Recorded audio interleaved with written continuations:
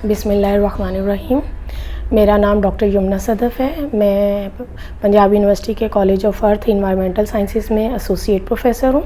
मैंने अपनी PhD Denmark से की है, यूनिवर्सिटी ऑफ ऑल्बो से। आज मैं आपको स्मोक और धुंध में क्या फ़र्क होता है और स्मोक के क्या हमारे माहौल पे असरात हैं, ये क्यों होती है और किन जगहों पे होती है, उसके बारे में थोड़ा सा बताऊँगी।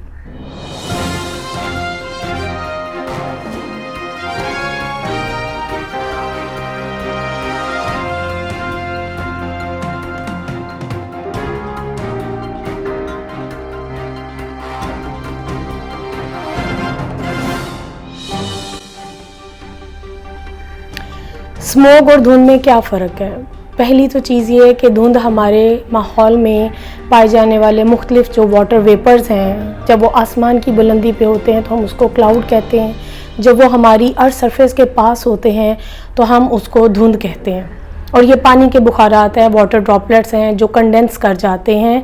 जब हमारी हवा में नमी का तनासुब बढ़ जाता है, जब टेम्परेचर में एक डिक्रीज़ आ जाता है। तो ये धुंध स्मोक कब बन जाती है?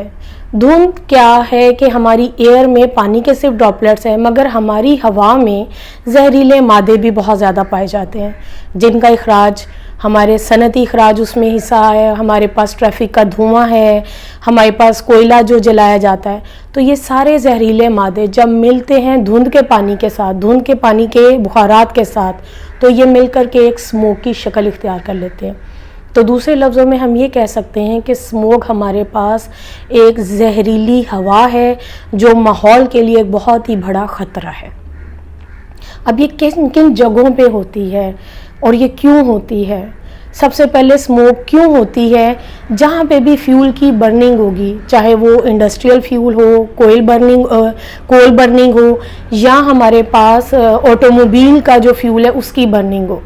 तो ये इस वजह से होती है। और जब हवा में जहरीले मादे बहुत ज़्यादा कसीर तादाद में पाए जाते हैं तो ये दोनों मिल करके धुंध के साथ उस एक ऐसा मुरक्कब बना देती हैं जो पीली या काली तरह की एक गहर सी चढ़ा देता है हमारे माहौल के ऊपर, हमारी हवा के अंदर, कि जिसमें हमारे लिए सांस लेना बहुत मुश्किल हो जाता है। और ये किन जगहों पे होती है? ये उन जगहों पे ज़्यादा होती है जहाँ पे सनतें बहुत ज़्यादा हैं, जहाँ अर्बनाइजेशन बहुत ज़्यादा है, जहाँ दरख्तों की कटाई बहुत ज़्यादा है, जहाँ फसलों की कटाई के बाद जो बाकी मादा उनके जो रेजिड्यू, क्रॉप रेजिड्यू होता है, डंठल जिन्हें कह सकते हैं, उनको जब जलाया जाता है तो इसके नतीजे में ये पैदा होती है। और दूसरा, जब बारिश नहीं ज़्यादा हो रही होती है, रेनफॉल का, प्रेसिपिटेशन का लेवल बड़ा कम हुआ होता है, तो उस वक़्त ये हमें ज़्यादा देखने को मिलती है। ये हमें सर्दियों में ही क्यों देखने को मिलती है? स्मोक दो तरह की है।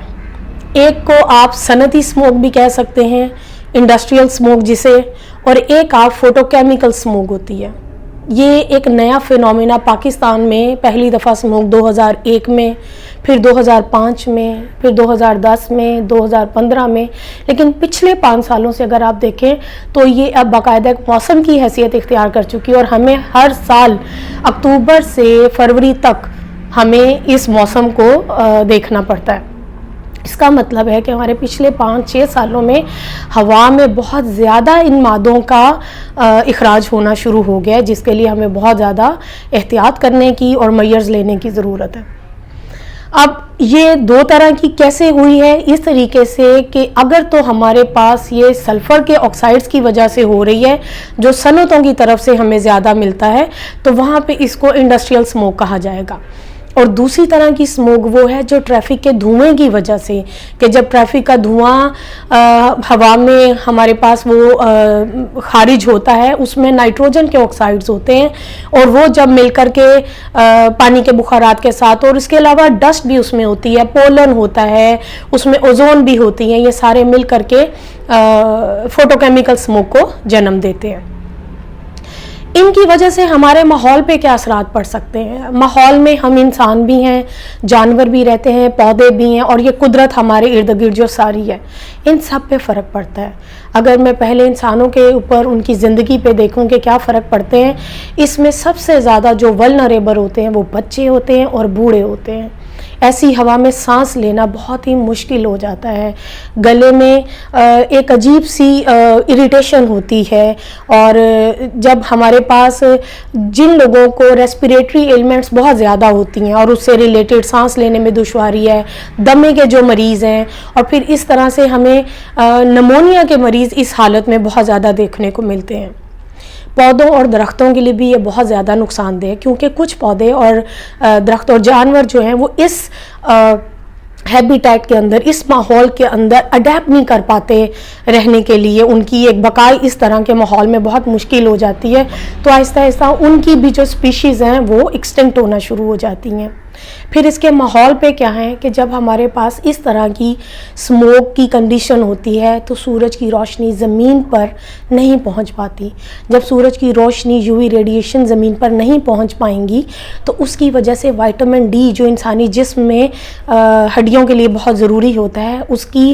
پیداوار میں اور اس کی اماؤنٹ میں کمی ہونا شروع ہو جاتی, جس کی وجہ سے جوڑوں کا درد یا رکٹس کی بیماری بہت عام ہو جاتی ہے. پھر اس کا ہمارے ماحول پہ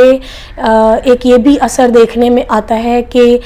اس کی وجہ سے ویزیبلٹی بہت کم ہو جاتی ہے, اور جب ویزیبلٹی کوئی 15 سے 20 میٹر کی حد تک ہمیں صحیح طرح سے دکھتا نہیں ہے تو ایکسیڈنٹ میں بہت زیادہ اضافہ ہو جاتا ہے, اور اس سے انسانی جانوں کو بہت خطرہ ہو جاتا ہے. اس طریقے سے یہ ہمارے ماحول پہ بہت برا اثر ڈالتی ہے. اس کے بچاؤ کی تدابیر کے لیے ہمیں گورنمنٹ لیول پہ,